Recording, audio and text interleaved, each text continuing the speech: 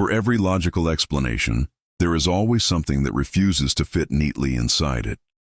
Some officers spend their careers chasing suspects, others chasing answers. But for the ones in these accounts, the chase ended the moment they realized the thing they were looking for was already looking back. So if you ever find yourself driving alone at night, passing the quiet edge of a forest or the still surface of a lake, look out the window once, just for a second, and if you see something staring back, glowing red or green, or something else entirely, remember, you are not the first to see what is not supposed to be there, because even in a world ruled by laws, there are still places that answer to none. Jack crouched. He touched one of the indentations with his finger. The edges were crisp. The ground inside the print was untouched. That meant whatever had walked there had done so after the rain had stopped, sometime after he had fled the clearing yesterday. It had come back. His throat went dry. He backed up slowly toward the ATV, scanning the tree line, the ridge, the gully. He was exposed. He was in the open. Nothing moved.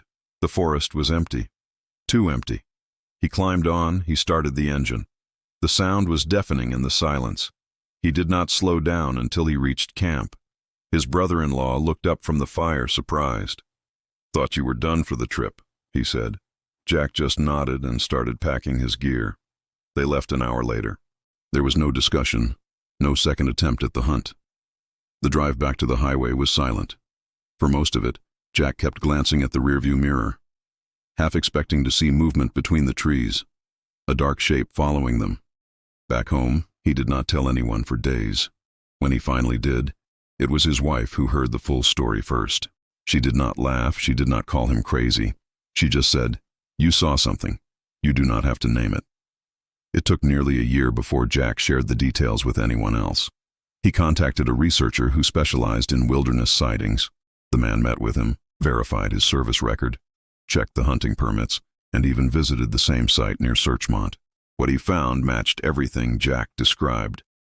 Snapped branches too high for a man, strange impressions in the earth, and a patch of brush that looked like something massive had barreled through.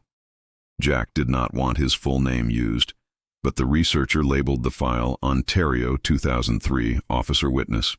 In his notes he wrote, "Subject credible, trained observer, no motive for fabrication." When asked years later if he believed what he saw was Bigfoot, Jack shook his head. "I do not believe in names," he said.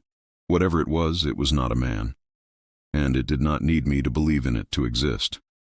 He still hunts, though never alone and never in that region again. He keeps to the southern forests now. Thinner woods, shorter shadows. Sometimes he says the silence still follows him. When the wind dies, when the birds stop mid-song, it all comes back. The sound of branches snapping, the slow weight of footsteps moving through mud. The researcher once asked him what scared him most about the encounter. Jack said it was not what it did, it was what it did not do. When pressed, he explained, "It could have come closer. It did not. It chose to stop. That means it decided what happened that day, not me." It was not wearing clothes. Its body was covered in dark, wet hair that clung to its frame like matted fur. Muscles rippled beneath the fur. They were defined, powerful, inhumanly built. The head was shaped like a man's, but broader. The face was flat with deep-set dark eyes and a short, wide nose. It looked straight at him. Jack froze. His rifle was half raised. He was afraid that any movement would trigger whatever this was. The creature stood still. Its chest was heaving slowly, as if it were curious but cautious. It just stared for a long 5 seconds. Then, without warning, it crouched and vanished into the underbrush. In one fluid motion, it did not run. It just disappeared. The silence that followed was absolute. No birds, no wind, just rain dripping from the leaves. Jack stayed locked in place for almost an hour. He did not move. He kept scanning the ridge, listening. His rifle was ready. Nothing returned. When he finally climbed onto his ATV, his hands would not stop shaking. He rode back to camp. He found his brother-in-law already there. The man said he had heard a strange howl echo through the valley, a deep, drawn-out sound that faded into something like a cough. Jack did not mention what he had seen. Not yet. He could not find the words. That night, sitting by the fire, he tried to convince himself it had been a trick of the light. A shadow, a bear standing up. But the shape, the muscle, the way it moved, those were not shadows. He did not sleep much. The forest outside felt alive in a way it never had before, and not in a good way. He woke up before dawn, long before the others stirred. The fire was cold, the air was sharp, and fog hugged the ground like smoke that refused to rise. Every sound felt too close. The drip of water from pine needles, the creak of the tent fabric. He had not planned to go back to the clearing. He told himself he would not, but the thought would not leave his mind. He needed to see it in daylight. He needed to know whether it was real. By sunrise, he was back on the ATV, heading down the same trail he had sworn not to ride again. The forest looked clean, almost peaceful, washed silver by early light. But when he cut the engine and stepped off the path, that feeling died instantly. The air was still, not quiet like morning calm, quiet like something was listening. He reached the clearing and stopped. The mud near the gully had dried just enough to hold shape. And there it was, a line of deep impressions running parallel to where the moose had stood the day before. Each one was long, wide, spaced evenly apart, like steps from something tall walking upright. They were not hoof prints, and they were not boots. After about 15 minutes, something started moving toward him from the west. It was slow, heavy, deliberate. He could hear it long before he saw it. Branches were snapping, brush was shaking, the dull thump of weight on wet ground. He assumed it was a bull moose. The sound of antlers scraping against trees confirmed it. Excitement surged through him. This was it. But so did frustration. His rifle was behind him in the case. Reaching for it would make noise. The animal was close. Too close. Through the brush, he finally saw it. A large bull moose, easily the biggest he had ever seen. It raked its rack against the trees, oblivious to his presence. Jack decided to risk it. He had to. He turned slowly, unlatched the storage lid, and grabbed the gun. The motion made a sharp metallic click. The bull froze. In an instant, it bolted. It crashed through the brush with thunderous force before vanishing into the gully. Jack sat there stunned. Moose rarely spook that easily. They are cautious animals, but not like deer. They often hold their ground.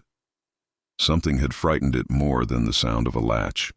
Something big. He waited another half hour, hoping it would return. But it did not.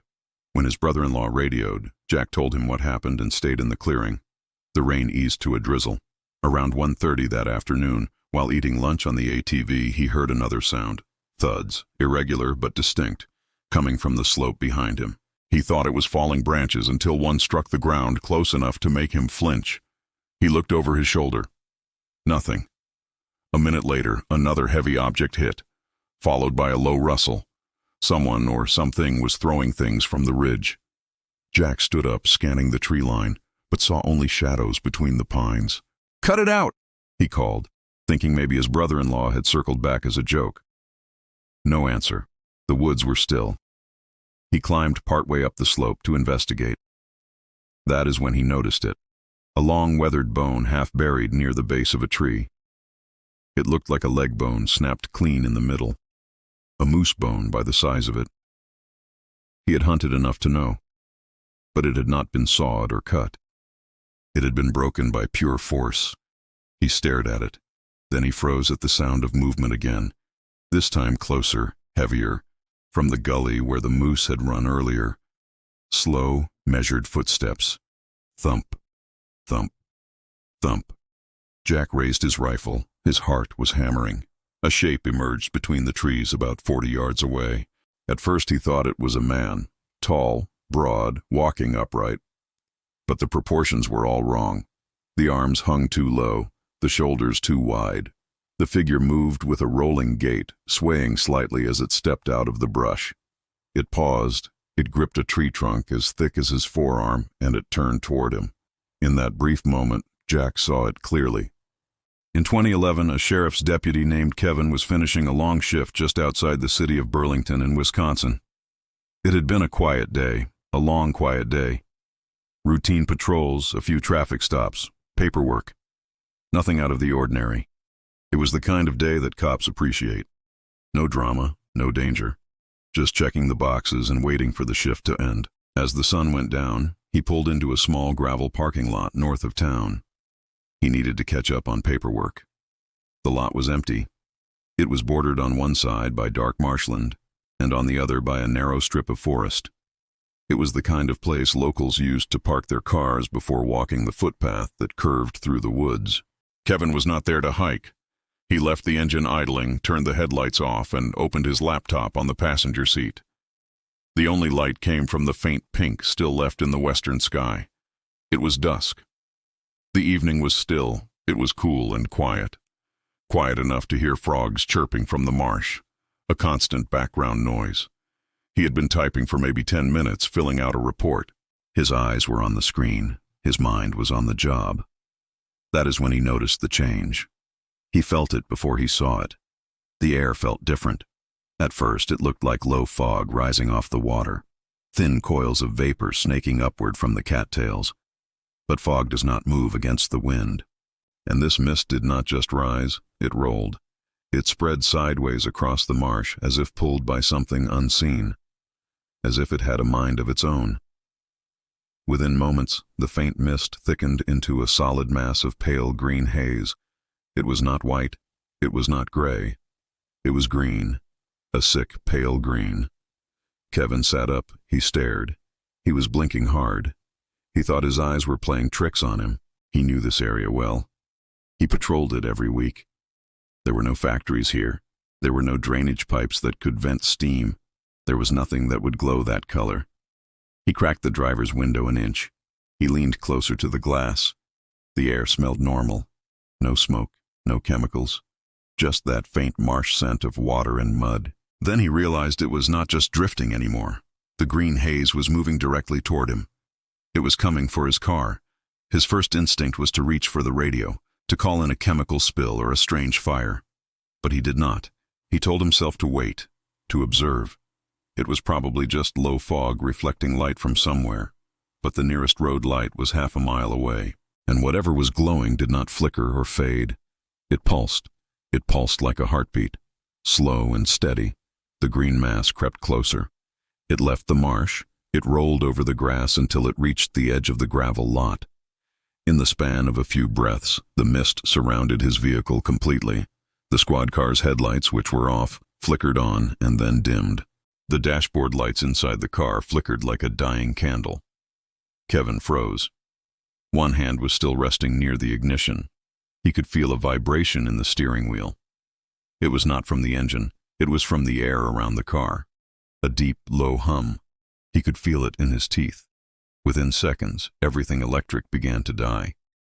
Chris was a trained deputy. He was not a rookie. He knew these woods. He knew the darkness. But this was wrong. This light was not right. It was moving with purpose. He was patrolling near the Cedar River that night, assigned to the northern edge of the search zone. The call had been tragic. A 17-year-old boy pulled into a storm drain near the Quaker Oats plant. The rain had been heavy. The water was powerful. Crews were trying to find him before the current carried him farther downstream.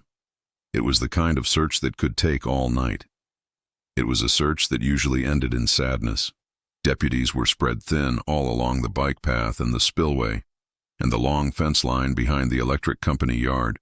For the first hour, everything had been routine. It was cold. It was quiet. It was uneventful. Just walking and listening and shining his light into the dark water. But now, standing alone by the river, Chris could not shake the feeling that someone or something was moving just beyond the beam of his light. It was a sixth sense, a cop's instinct. He swept the flashlight left to right, slow and methodical. The beam cut a white circle in the darkness. On the ground, he noticed something, a line of impressions pressed deep into the dirt. They were wider than boot prints, much wider, and they were spaced unevenly, like a heavy weight had passed through. Not walking like a man, not running like an animal. Something else. He crouched to get a better look. His knee sank into the soft mud. Then he froze. The red glow blinked. It was not one light. It was two. Two distinct points this time. eyes. He later said they were too far apart to belong to any human head, and they were too high above the ground to belong to an animal on 4 legs. Whatever he was looking at, it stood upright. It was tall. Chris drew a sharp breath. He said again, louder this time, his voice was firm. "Unit on foot. Call it." Silence. Just the river noise. A second later, a deep snort came from the same direction. It was a wet sound, guttural, followed by a long drag of air, like a huge inhale. He had heard plenty of animals at night, deer, coyotes, dogs from nearby farms. None of them sounded like this. The air moving in and out of those lungs was heavy enough to hear. It was a sound of immense size and power. He started to raise his radio to call it in. He put his thumb on the mic. Then he stopped. What would he even say? Unidentified red eyes, a loud breathing sound. He would sound crazy. He kept his thumb off the mic. He shifted the flashlight to his left hand so he could draw his weapon. His right hand found the grip of his service pistol. He unclipped the holster. He did not draw, not yet. When the beam cut across the shape again, it outlined a shoulder. It was massive, round, and the top of a head that looked wrong for a man. The muzzle was long and narrow. The ears stood tall and sharp. They twitched in the light. In the white circle of his flashlight, the creature did not flinch. It did not hide. It just watched him. Chris said later that the strangest part was not the fear. It was how calm the thing seemed. It was not scared of him. It was not scared of his light. Its chest rose and fell in a slow rhythm, like it had all the time in the world. It was sizing me up, he explained. That is what it felt like. It was deciding if I was a threat or food. He called out one more command. His voice cracked just a little. "Let me see your hands." But the moment the words left his mouth, he realized how pointless they sounded. How stupid. The arms he could see were thick, massive. The forearms were hanging low past the knees. The hands, or claws, were too long. The fingers ended in dark curves that caught the light. They looked like black metal hooks. Kevin did not talk about it again for months. He tried to forget it. He tried to rationalize it.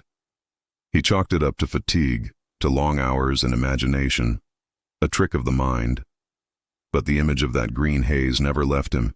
It was burned into his memory. It was not fear exactly. It was the way the mist had moved, like it had known what it was doing. It felt intelligent.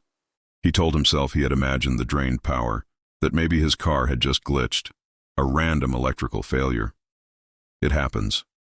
But deep down, he did not buy it. He could not convince himself. Then, less than a year later, it happened again.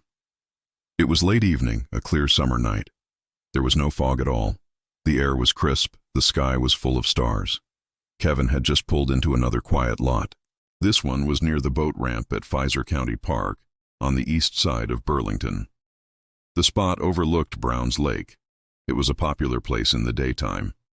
At night, it was deserted. From there, he could see lights from houses on the far shore reflecting on the dark water. He was running radar, watching for speeders on the nearby county road. It was a normal, boring task. He was drinking coffee. He was listening to the radio. When a faint green shimmer appeared over the lake surface, his heart stopped. He put the coffee down. At first he thought it was just light from the houses, or maybe a boat lamp cutting across the water. But it was not coming from any source he could identify. It was forming in the middle of the air. A pale, glowing haze, the same unnatural shade as before, that sick, pale green. It was gathering low over the shoreline. Kevin leaned forward. He gripped the steering wheel tighter. His knuckles were white. He did not want to believe it, but the color was identical. Soft, pulsing, almost intelligent. He shut off his spotlight. He killed his dashboard lights. He sat in complete darkness. He watched in silence.